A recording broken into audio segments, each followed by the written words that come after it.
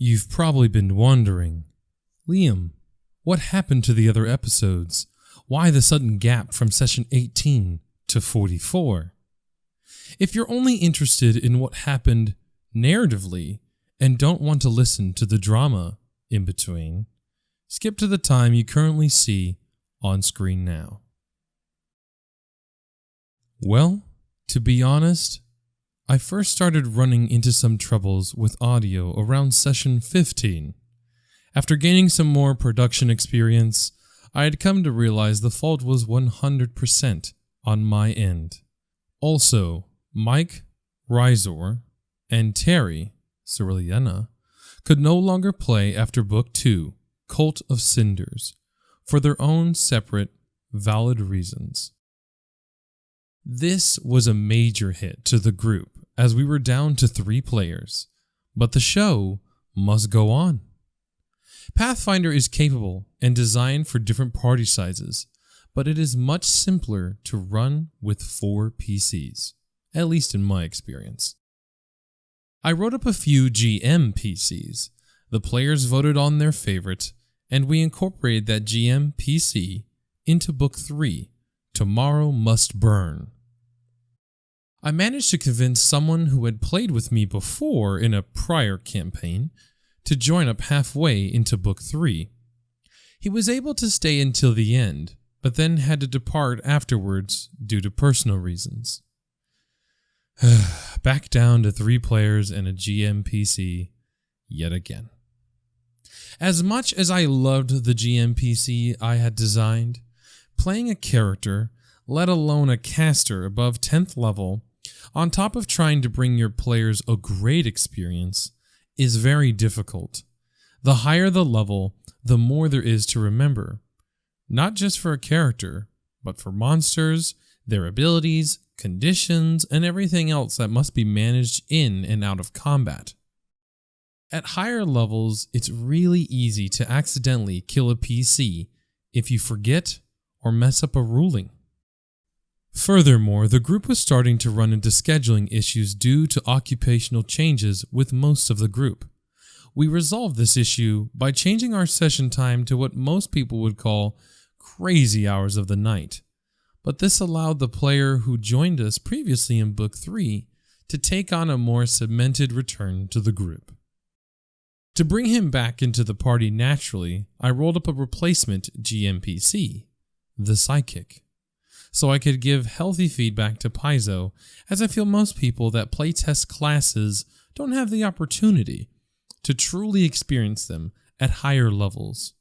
To clarify, I define higher levels as 11+.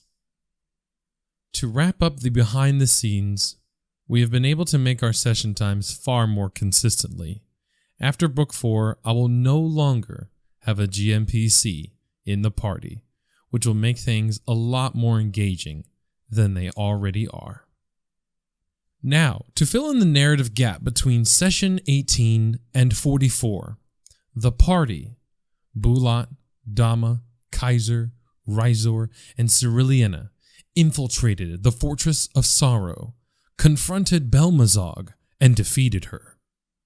Within the inner chambers resided a young dragon, Kyrian, with some sort of gold crystalline shard pierced through most of his body.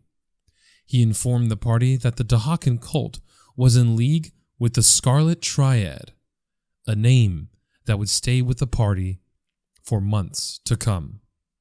The party traveled back to Akravel to tell their elven Ekuj friends of the news. They were greeted with celebration and a gift. The key to open the next Ayudaran gate, Eclipse. A beautiful mithril star knife with magical abilities. The party accepted the gift and were henceforth known as the Heroes of Breach Hill. The morning after, they made their return to Citadel All-Terrain in Breach Hill. During the 2 months of downtime in Breach Hill, both Ceriliana and Rizor went their separate ways. Rizor left to travel north at the behest of Vilshanu, the silver dragon that Rizor had kept hearing in his mind throughout the party's adventures in the Mwangi Expanse. Ceruleana followed the stars that she had studied to see where they would take her next. Following the downtime, the heroes of Breach Hill, which now consisted of Bulat, Dama, and Kaiser, ventured through the next portal. They arrived in what seemed to be an old and defaced Desnan ruin. They scouted out the area and learned that it had now been occupied by hags. After the heroes of Breach Hill confronted the hags in combat, they found a mysterious tree that was cursed. Dama cleansed the tree of its foul negative energy, which allowed it to return to its former glory.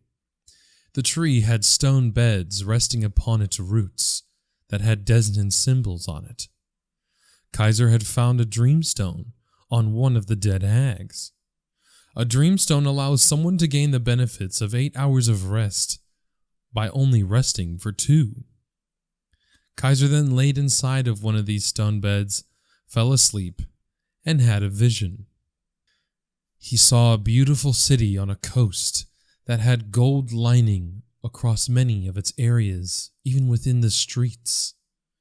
The vision transitioned to one of the city's building interiors. It appeared to be a private office within a garrison. Kaiser then heard a voice that he hadn't heard in years. The voice of his mother. "Is he in the intended location?" "Yes, ma'am. Yes, ma'am," 2 voices replied. "Good. We can't let anything get in the way. I've spent too many years putting all of this together for it to fall apart now. Dismissed." The vision faded with a still image of Kaiser's mother, Madame Milia Rersi. Kaiser shared his experience with the party as they moved through the way station exit portal. The heroes of Breach Hill then found themselves at a coast standing on a cliff overlooking a town. Even though there was heavy rain, small fires could be seen coming from burning buildings within the city. Without delay, they made their way down the cliffs to aid the coastal city any way that they could. As they approached, Dama spotted a man who was chained and being forced to walk down the street, surrounded by rogue-looking agents dressed in black and red, accompanied by foul hogs. The heroes of Breach Hill waited for just the right moment and executed a coordinated attack on what they realized to be members of the Scarlet Triad after defeating them. During their coordinated attack, there was a mysterious individual that assisted them from a distance with a longbow. This individual eventually came out of the shadows and introduced himself as Naoma, a tiefling elf from Agorian Chiliax. He was after the Scarlet Triad because they had kidnapped both of his parents outside of Agorian while they were on their way home from a hunting trip.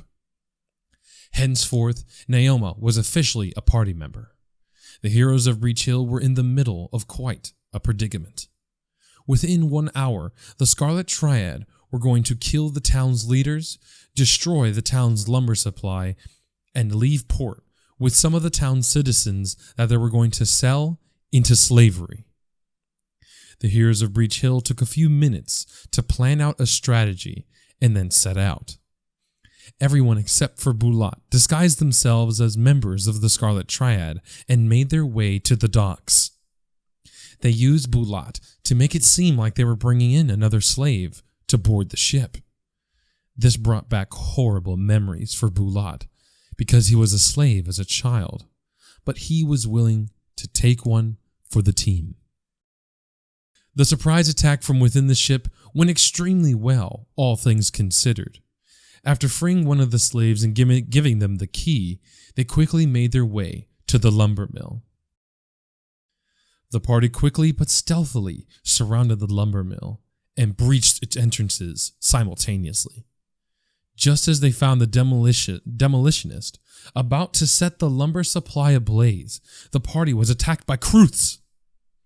Kruths are vicious alligator-like creatures with rows of teeth, and they will intentionally leave a tooth or teeth in their victims' bodies as it will cause them great pain. In Pathfinder terms, I hope you like a lot of sources of persistent bleed damage. It was a tough fight, but the heroes of Breach Hill prevailed. Without delay, they made their way to the Nine Shields smokehouse to rescue the town leaders. 20 feet perched atop the smokehouse was the leader of the Scarlet Triad raid, One-Eyed Aemon, a rough-looking, bearded man with a great club. Flanking him on both sides were small but deadly flame drakes. To make the situation worse, the building was surrounded by a patrol of Scarlet Triad members. The party decided to use Kaiser and Naoma to draw out the attention of the Drakes and the patrol, while Bula and Dama climbed the building to take out One-Eyed Aemon together. After another tough fight that almost cost Dama's life, they rose victorious. With the removal of the Scarlet Triad raid complete, the heroes of Breach Hill met the town leader, Sorelia, and an Italy's diplomat, Haleka Shadeborn, who happened to be at the wrong place at the wrong time. Either way, the heroes were welcomed, given some gold for their deeds, drinks, and free beds to sleep in at one of the local inns, Coaster on the Coast. Haleka informed the party the following morning that he still planned to depart for Kintargo to conduct his diplomatic business.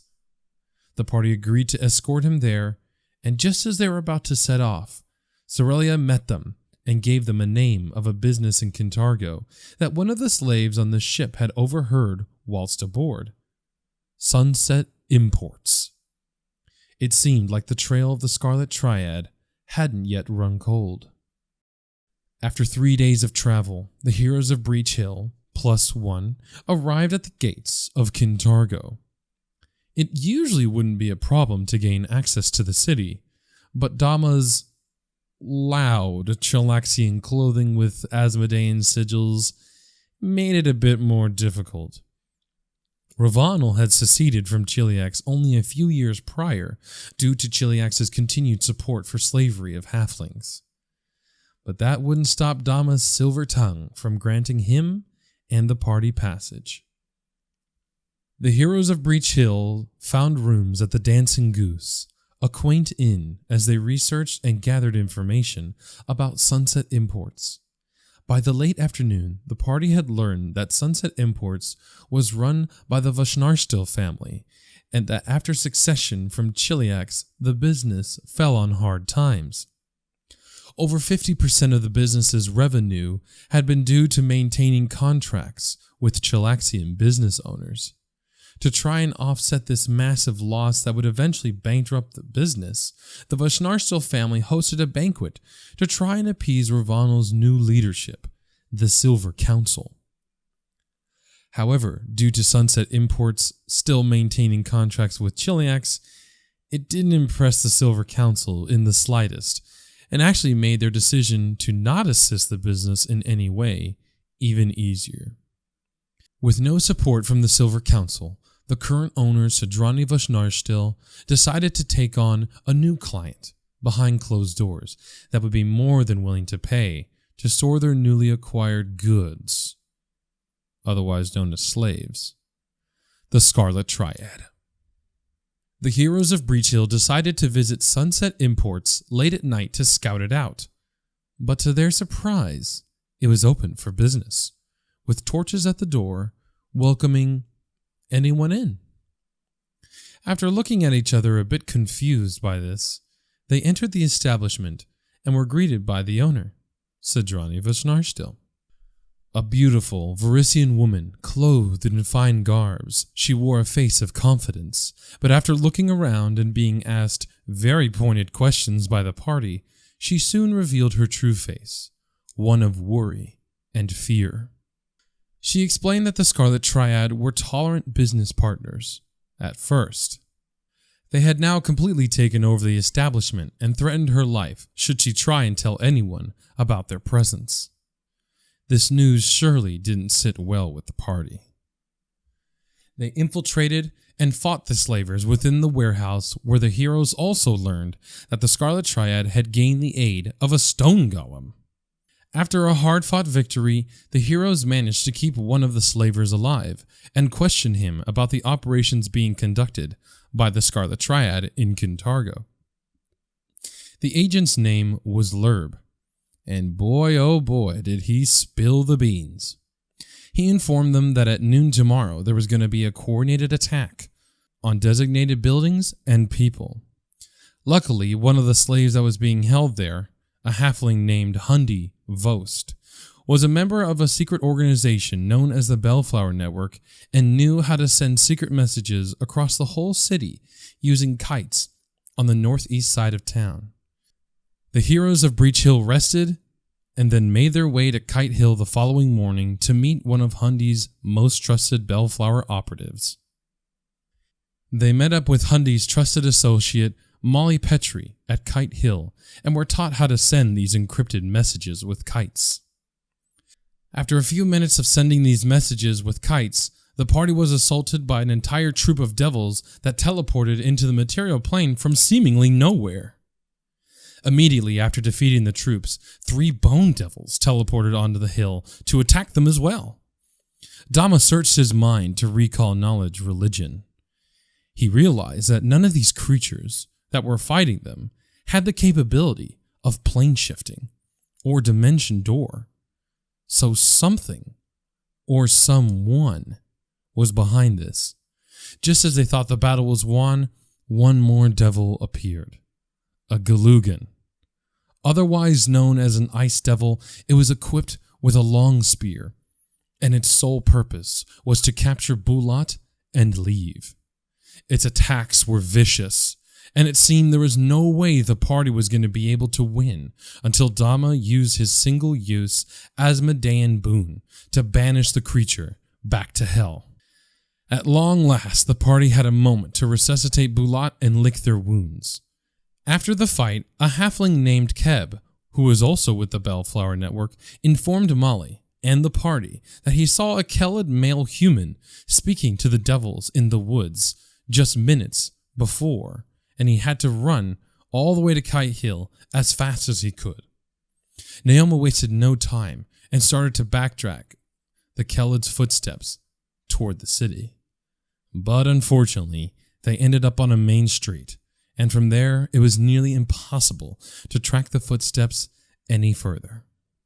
Without delay, the party went to the other 2 locations they had sent the messages to via kites. The heroes of Breach Hill made their way to the Long Roads Coffee House, a safe house and meeting place for Bellflower Network agents. Upon arriving, the party decided to enter the establishment from 2 different entrances. Bulat and Kaiser took the side entrance, while Dama and Naoma took the main entrance, which was ominously left open, with one of the doors partially unhinged.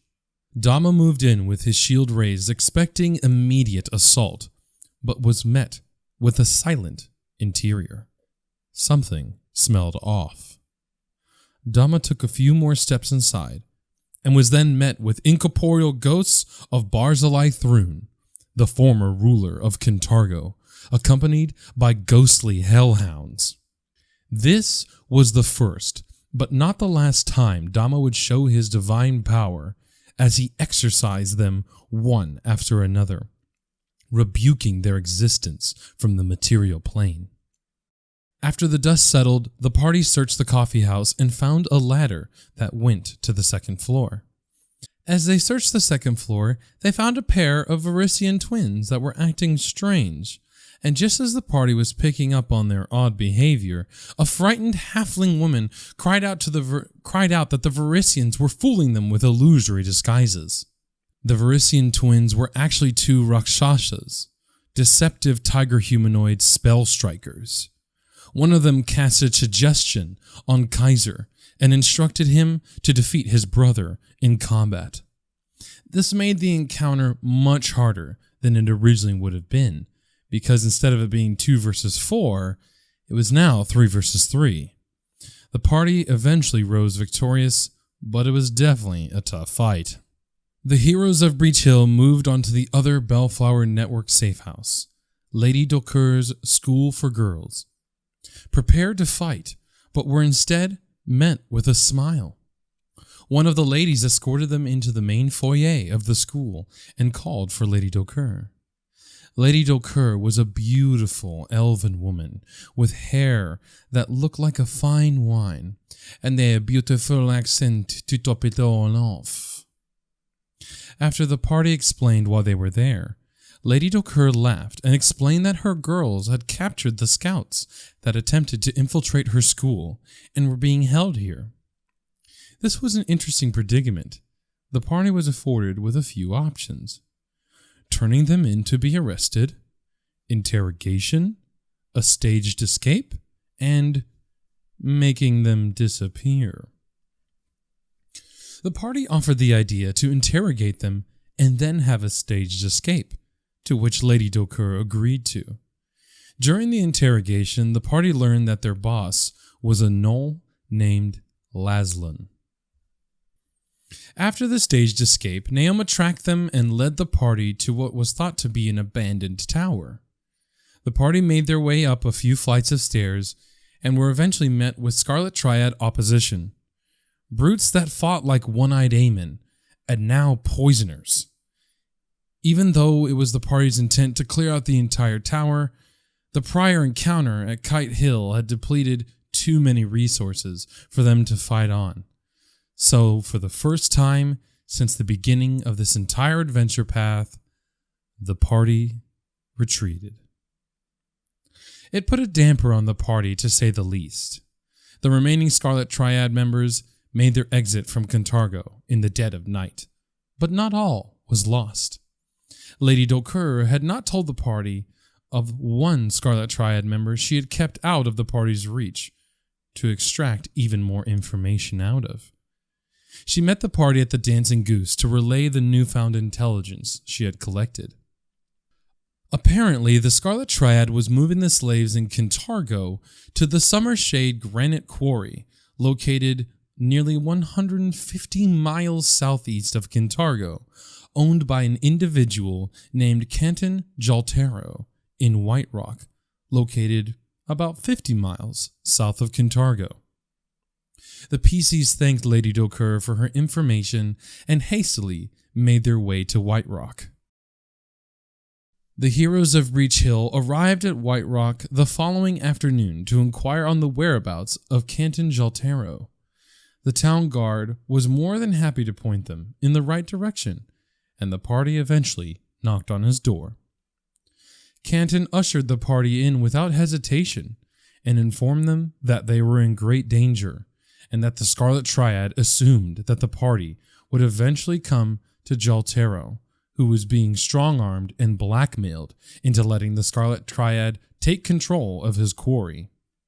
In mere seconds, the party heard the sounds of horse hooves pounding the ground. The party had to run again because they were outnumbered 4-1. They got on their horses and ran east to lose their aggressors in the nearby woods. After an intense chase scene, the party lost the Scarlet Triad in a dense tree line. As the party traveled slightly north to ensure they weren't being followed, they came across a cabin in a small clearing with a fire lingering outside of it. The group was puzzled, to say the least, and just as they were collecting their thoughts, a loud raven cawed at them from a nearby branch above them. The door to the cabin opened, and an old Tengu motioned them to come inside. The old Tengu introduced himself as Kral Uke, a witch from Kaer Maga, a city where the undead are used as slave labor, among other things. His trusty raven companions was named Haka. Kral informed the party that his patron, Rania, had instructed him to set up camp and wait for people he was going to help for an undetermined amount of time. The party didn't know what to make of him or if he could even be trusted, but the party was exhausted and needed rest, so they questioned him the morning after. Kral was painfully honest and was more than willing to admit that he uses foul necromancy to get the job done, but he would always clean up his messes afterwards, meaning that he would collect every bone, every muscle fiber, gut, or piece of skin left on the battlefield and bury them together so the spirit could still rest. Some of the party members were put off by the fact that he claimed to be a necromancer, but his honesty secured him membership in the Heroes of Breach Hill. The following morning, the Heroes of Breach Hill gathered their belongings, shared a meal prepared over the fire, and set off toward the Summer Shade Quarry. They timed it so that they would arrive late at night to make their infiltration more covert. Kaiser and Naoma stealthily approached one of the many entrances of the massive quarry. In the central area of the quarry, there was a giant who was guarding 3 massive slave pits filled with slaves that the Scarlet Triad had collected. Warning: this next segment contains graphic material and subject matters for adult audiences only. If you would rather skip this content, please press the timestamp you see on the video now. As Naoma and Kaiser were scouting out the area, Naoma heard a crowd of people cheering, but he also heard the sound of someone crying in the background, and the voice was a familiar one. Inside of one of the quarry outlets, there were Scarlet Triads cheering, while Naoma's mother Chelsean was chained to a bed, being forcefully raped by none other than Lerb, the slaver that the group released from the fight in the Sunset Imports back in Kintargo. Naoma furiously went to draw an arrow, and Kaiser had to use all of his strength to pull him away before he gave away their position and alerted the entire quarry. Naoma regained his senses and returned to the group with Kaiser and told them that they needed to infiltrate now. Without delay, the party launched their assault within the quarry, cutting down the Scarlet Triad agents one by one. Naoma spotted Lerb amongst the group and fired his arrows clear across the room, focusing on him. The same Scarlet Triad agent they had let go when they had last encountered him in Sunset Imports. Lerb did not let it go unpunished as Naoma engaged him in a deadly duel. Lerb maniacally laughed while scoring some clean hits on Naoma with his great club over and over and over again. But Naoma wouldn't stop. He couldn't stop, because he saw his mother manacled to a post in the back of the room, covered in bruises and tears flowing down her eyes. Even though Naoma had been struck by Lerb's vicious club many times, his determination and focus paid off. As Lerb went to wind up a powerful attack and swing, Naoma had read the attack coming, and instead of bracing himself for the blow, he evaded it and ran both of his short swords through Lerb's stomach. Lerb coughed up blood as he fell to his knees, now looking up to the one he thought was below him. Naoma let out a battle cry as he ripped out his swords and cut Lerb's head off in a single swipe. Moments later, the party had defeated all but one of the Scarlet Triad agents within the entry chamber. Kaiser would have given chase, but he had been seriously wounded during the encounter. No one had come out of the encounter unscathed, which left Dama to help them treat their wounds. They also knew that the agent who had gotten away was likely making their way to inform Laszlo of their presence.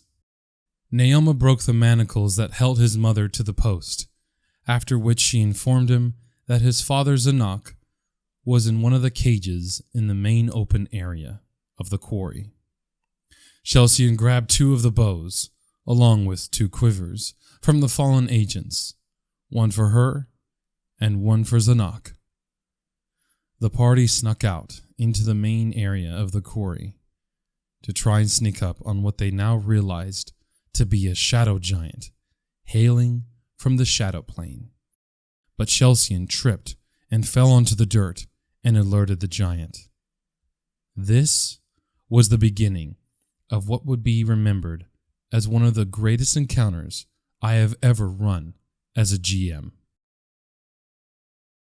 The Shadow Giant shouted as he charged towards the group. The 3 cages full of slaves had giant-sized locks on them, and the keys were on the hip of the Shadow Giant.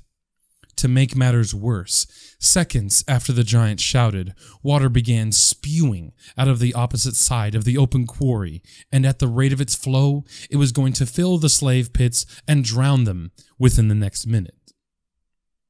Now you might be saying, Liam, wouldn't the slaves just be able to hold their breath for at least a minute?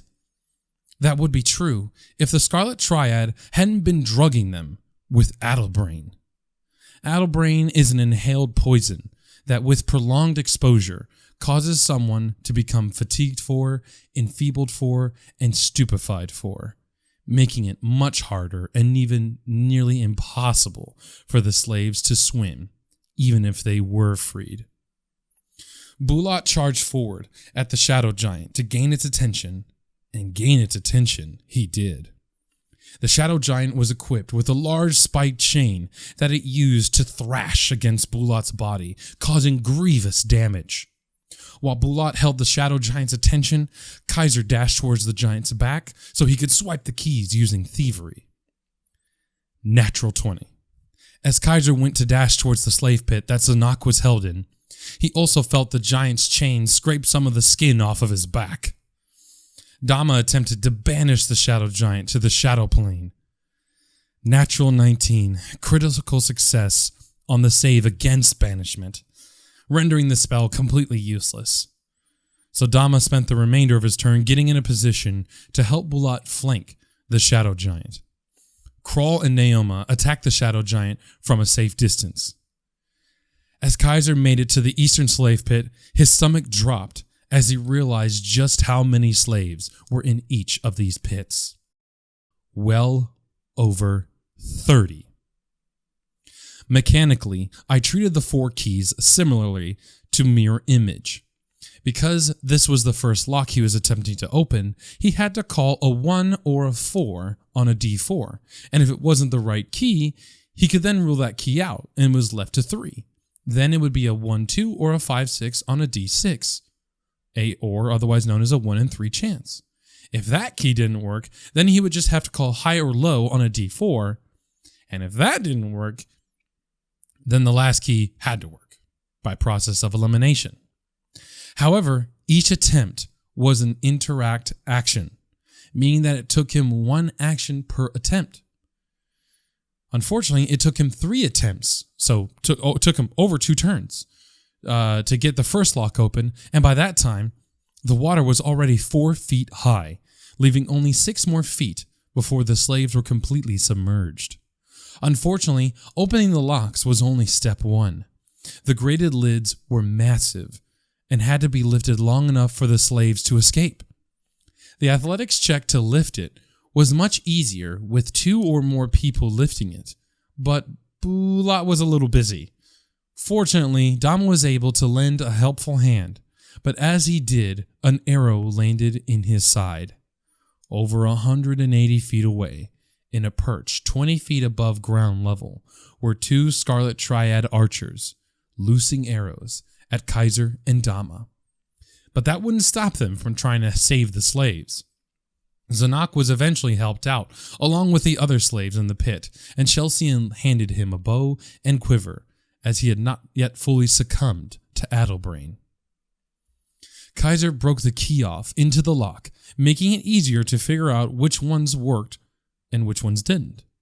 Although Naoma, Crawl, Chelsean, and Zanak were dealing significant damage to the Shadow Giant, Bulat was suffering vicious blows from it, and shouted for Dama's aid.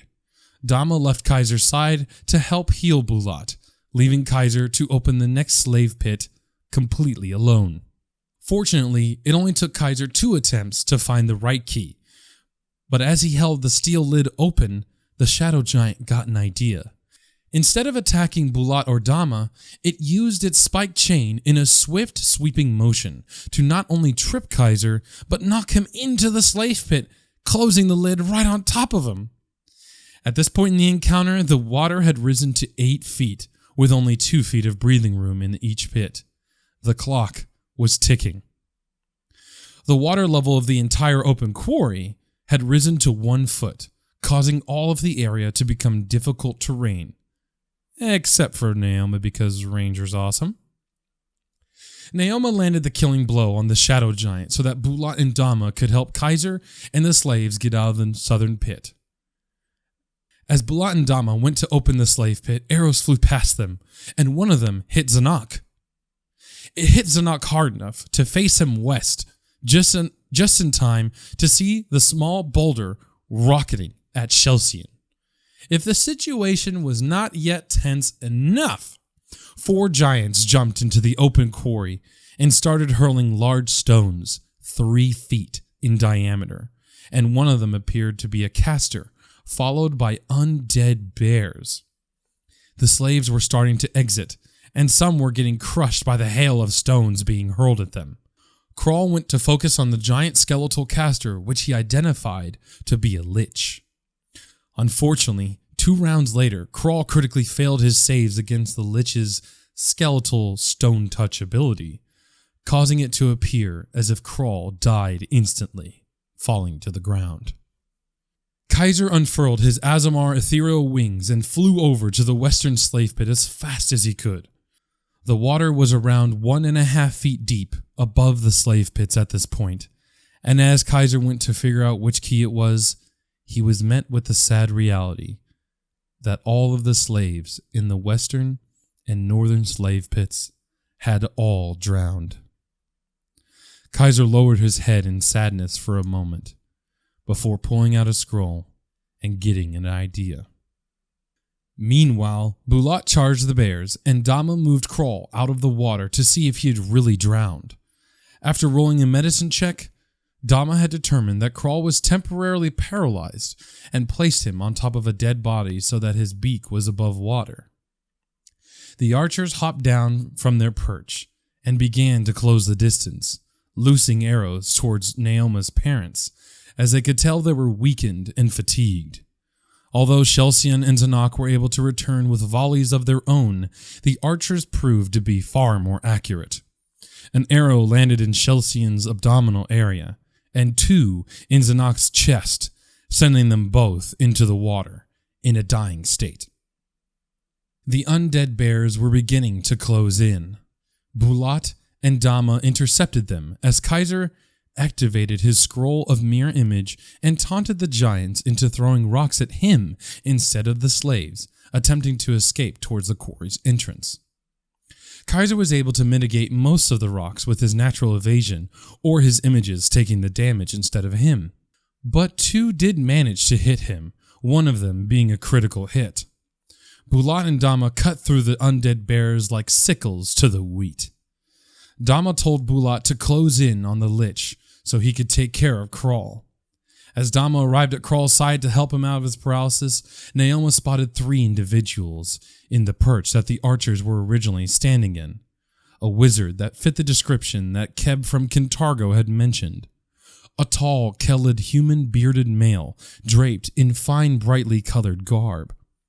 He was accompanied by a mean-looking gnoll with a flaming bow and a large, half-man, half-bladed steel contraption of a creature. An interlocutor for those who want a visualization, the bestiary.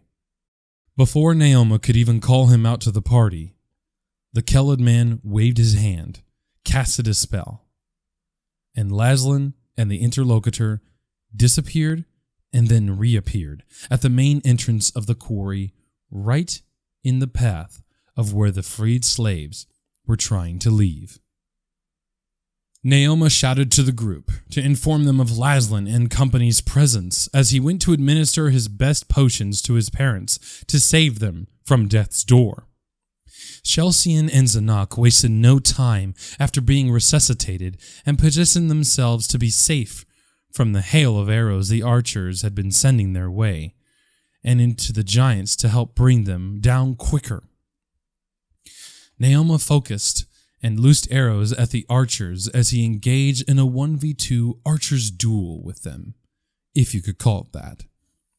Dama was finally able to shake Crawl out of his paralysis and went to assist Bulat with the giants. The interlocutor started cutting through the weak and helpless slaves like a hot knife through butter, as Laszlo laughed and loosed arrows into the slaves as well. Even though Kaiser knew it was a foolish move to take on the interlocutor alone, he couldn't bear seeing any more of the slaves get cut down like lambs to the slaughter. He activated his key step, doubling his speed and granting him the concealed condition until his next turn. Bulat, Dama, Chelsian, and Zanak finished off the giants only to be greeted by the Kelid wizard, teleporting nearby the archers in the center of the open quarry. With another flick of his wrist, he casted a high-level fireball, forcing Chelsian and Zanak to retreat, so Dama could treat their wounds. Bulat unfurled his tiefling ethereal wings and flew across the now 2 feet deep water-filled quarry to strike the Kelid wizard. The Kelid was standing on top of a floating disc that was just a mere inch above the water, as if he was too important to touch it. As Bulat was closing the distance between himself and the Kelid, he could tell something was wrong, and went to fly around him instead of attacking him head on. But as he did, his entire body froze, just above the water. Bulat could tell he was within some sort of large bubble, and the Kelid had not moved or even reacted to Bulat's movement. The Kelid still stood on top of his disc. Bulat then heard a voice that spoke in a Gurundi accent. "Hello, Bulat. Your father has sent me to kill you for your interference."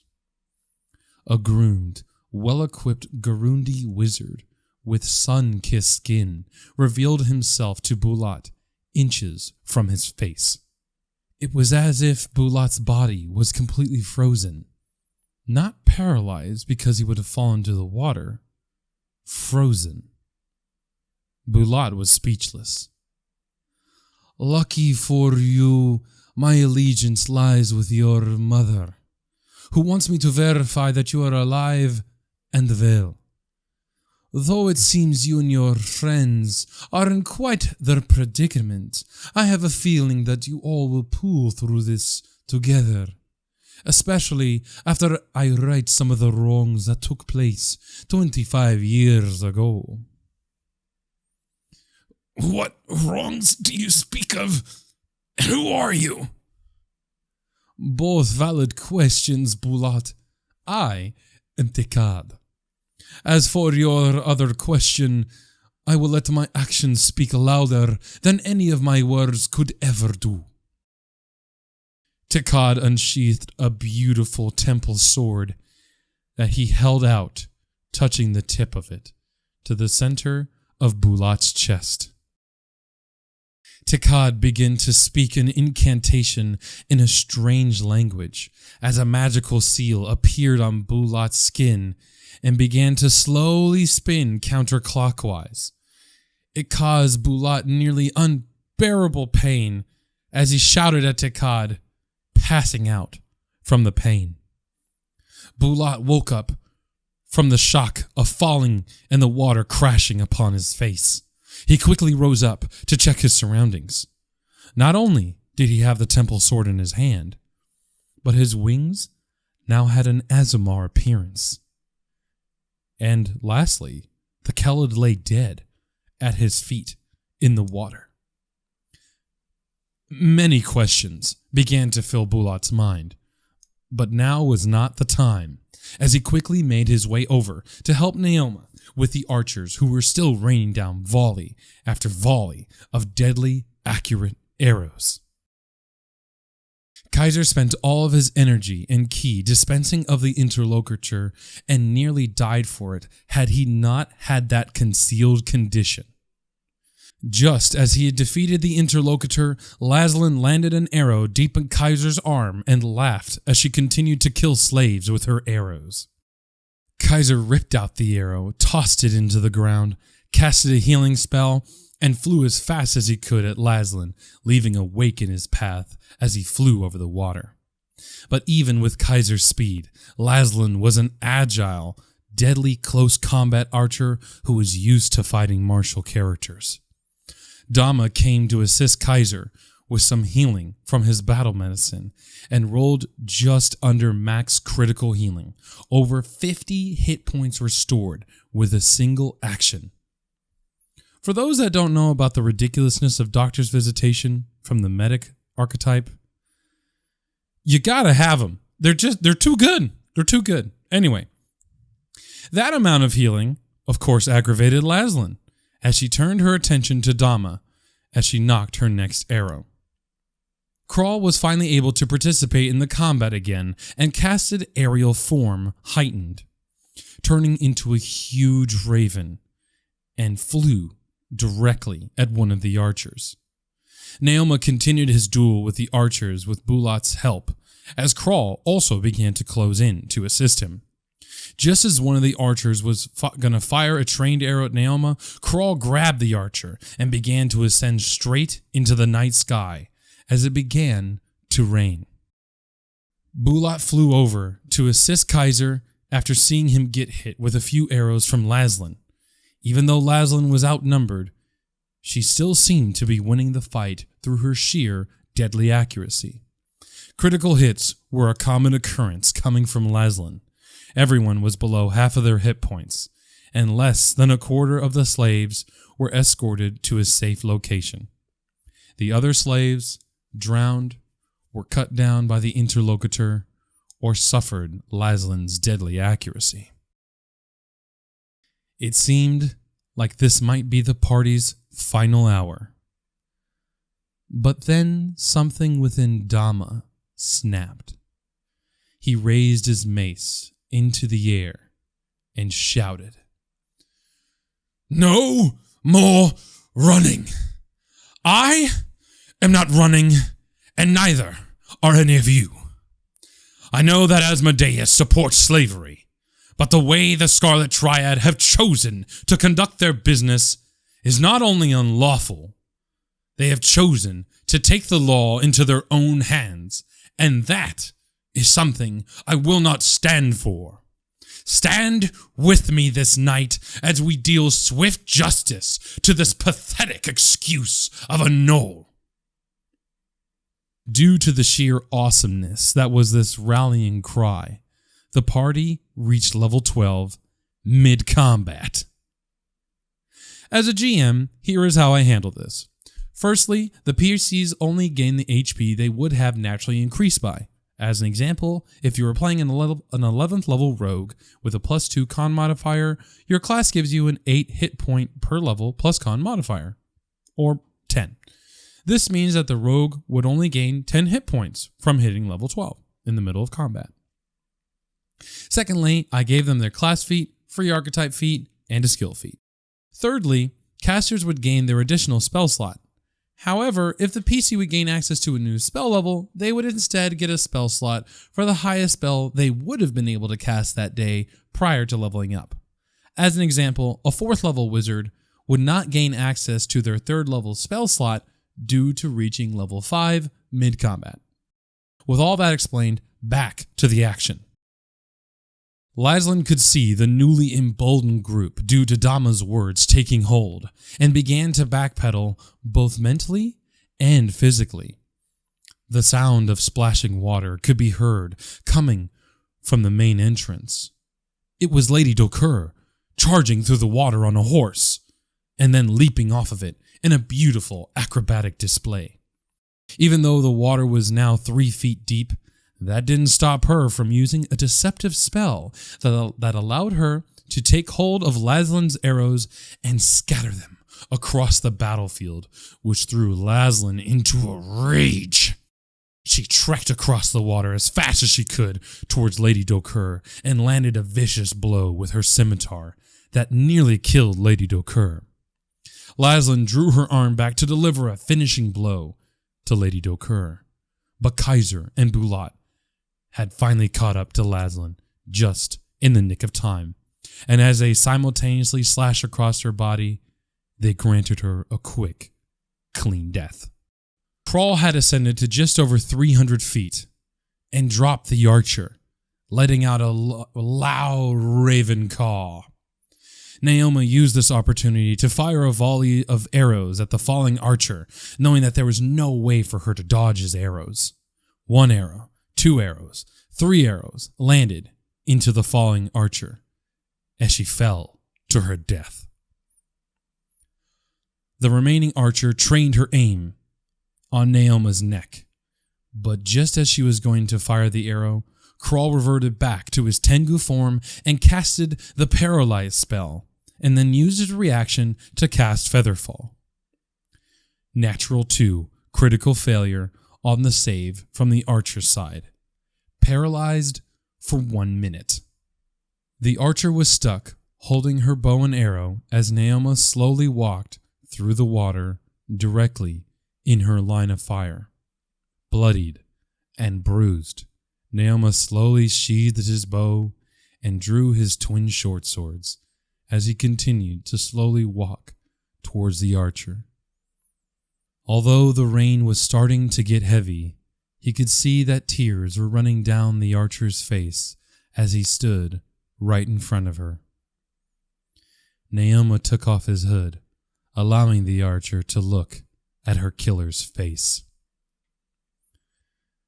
"It's too late to cry now," he said as he pierced one of his short swords clean through her stomach and out of her back. The archer's body began to quiver from the shock as the magical paralysis was forcing the body to remain standing against its will. "That was for my mother. Now my father sends his regards," Naoma exclaimed as he thrusted the other short sword through her chest. Naoma stared into her eyes until he saw no more sign of life.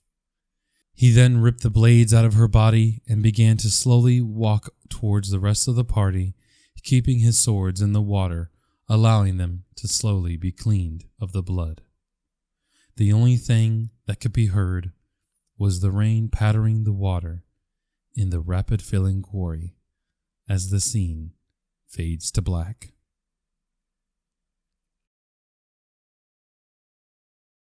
The party escorted Naoma and his parents back to Agorian over the next 10 days.